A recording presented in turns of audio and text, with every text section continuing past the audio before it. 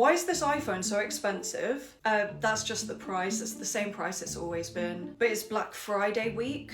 Right, yeah, we're not doing discounts for Black Friday, but that's what Black Friday is. The Black Friday deal we are doing is if you buy a certain product, you get a gift card. Right, no money off then, just gift cards. Yeah, but I want to buy an iPhone, so I want money off on that. I don't want a gift card. What am I going to spend that on? You can spend it in store on anything you want. Can I use the gift card to get money off my iPhone? Well, you'd have to pay for the iPhone first to get the gift card. So if I bought a second iPhone after that one, then I could use the gift card and get money off that one. Well, yeah, technically, if you want 2 iPhones, which I obviously don't. I just want this one at a discount. Right. What use is the gift card to me if I've already spent my money on the thing that I wanted? Sorry about that. This is the price. Disgusting. Excuse me, you've given me odd socks? Oh, yeah, they're meant to be odd. Of course they're not. You just put them in the bag wrong. No, that bag's just what they come in. I don't put them in there personally. Well, I obviously don't want odd socks, do I? So can you sort it out? How do you want me to do that? Give me another red one or another yellow one? Well, I actually can't see what colours I'm giving you because they come in the packet thing. So open the bag then and find me the right colours to match these. I can't really just open loads of those packets. That's just how they come. They're meant to be odd. I just don't understand. Who would want odd socks? Sorry. When you're buying socks, you buy a pair, not odd ones. I bought this iPhone in the Black Friday sale, but I want to return it. I want a refund. Yeah, that's fine, but I will only be able to refund you what you paid for it. But I paid the sale price and now everything's back up to full price, so I should get the full price for the refund. Everything's full price now, but when you bought it, you didn't pay full price for it, so yeah, so I can only give you a refund for what you paid for it. But it's worth more now because it's not the sale anymore. It's more expensive now, which is great that you got it in the sale then. But I don't want it and I'm returning it when it's full price again. Can't you do a price match? It doesn't work like that. I can refund you the money that you paid for it back onto your card. But it's worth like £250 more now, so I want my refund and you owe me £250 on top of that. I physically can't do that. If you have your receipt, I can just give you the money back that you paid for it, but what? But that's all I can do. Oh, I'll just keep it then. Makes sense. Why I don't like my Starbucks Bear Cup anymore, story time. So you may remember my videos about this viral Bear Cup. I made a story time about how I managed to get one of these. I queued up so early for it. I pushed workers out the way. I pushed old ladies out the way because I just really wanted the Bear Cup, guys. But you know what I've realized now? Like, now I've had some time to think, I actually don't really like it anymore. It's not even that cute. Why did we hype it up so much? Now that the craze and the trend has kind of died down, I just stopped using it and I just realized, like, it's not even that nice. Everyone thought it was so cute at the start. Everyone wanted one. All the employees got to work early and they snatched them right before the customers could even have a chance to get in the door. It was so hyped. And now I don't even see anyone talking about these anymore. Like, it was just a phase. Like, it was just a trend.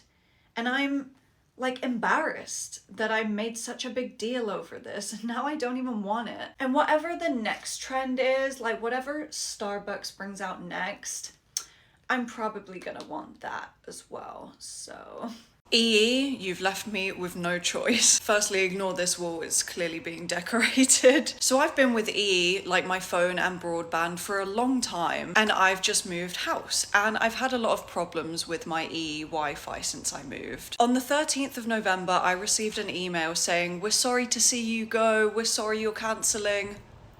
I'm not. So I obviously called them and said, I'm not cancelling. Why have I had this email? And he said on the phone that someone that's moving into my old flat basically cancelled my Wi-Fi. At the time, I was still at the old place, not here. So the people moving into my flat after I moved had ordered like a new Wi-Fi, not with EE, so it like automatically cancelled mine. So we sorted it all out on the phone. He said I could take my old Wi-Fi box with me to this new house, and he said it would just be working in a couple of days. But then I had an email on the 16th of November saying that someone was coming from EE to set up my Wi-Fi on the 1st of December. So I called again, and by the way, every time I called, it was a different guy on the phone, obviously, so I had to explain the situation again to someone new. And he said that he doesn't know why I was told that it would just work on the 18th of November, because someone needed to come and actually activate it, or sometimes they have to change the connection or something like that. Obviously my job is social media, so I did say on the phone like I really need Wi-Fi as soon as possible. So he sent me a temporary Wi-Fi, and then he told me to call back the next day to see if there were any earlier appointments for the man to come and set it up. Otherwise, I'd be waiting until the 1st of December, when obviously this was like the middle of November. On the 17th of November, the next day, I called back and they said there were no earlier appointments, so I kept the 1st of December. I called again on the 20th of November, but I can't remember why. But I'm glad I did, because then they told me on the phone, oh, did you know that your appointment's been cancelled on the 1st of December? No. And it all basically came down to the people moving into my old flat, like ordering a new Wi-Fi. It just messed up my account. So he said he would call me back at 11 a.m. on the 24th of November. And basically that was like aligning with when the people were moving into my flat. And then once their Wi-Fi was sorted, then we could sort out mine. So we needed to wait the few days. And he told me I would have to make a whole new account and cancel my old Wi-Fi altogether, make a whole new account and start again. So on the 24th of November, I waited at 11 a.m. for the call that I was meant to have, and it never came. So I called myself, they cancelled my old account and set up a new one. They then said on the 2nd of November would be my appointment for a man to come out and fit the Wi-Fi. So a day later than it was meant to be, but that's okay. He said that because my phone is also with EE, I would need to have my phone number transferred over to my new account, and he said, I will do that tomorrow. I said to him, I'm not gonna lie, I've heard that a few times where people say they're gonna do things and then they don't. So I said, like, please can you call me or email me to let me know you've done that? He was really lovely, and I believed him when he said he would email me the next day. He didn't. The 2nd of December, the man came to set up the Wi-Fi. It works great. And then the 3rd of December, I had an email saying I would have to pay £190 for cancelling early. Obviously, I haven't cancelled, I'm still with them. I just had to cancel my old account to make a new one. So I called them about that, and he said that he would take that off, like I don't need to worry about paying that. I also asked him, has my phone number been transferred to my new account? Because they said they were going to do that. He said no. Right, I've changed locations. Where were we? He said on the phone, I'm also owed, not only are they asking me to send them £190, but I'm actually owed a refund of £44. I think that refund was because I was still paying for my old Wi-Fi, which obviously has been cancelled. So he said he will process that refund for me and transfer my phone number over to my new account. And he said, expect a text today by 5 p.m. telling you that the refund's been processed and stuff.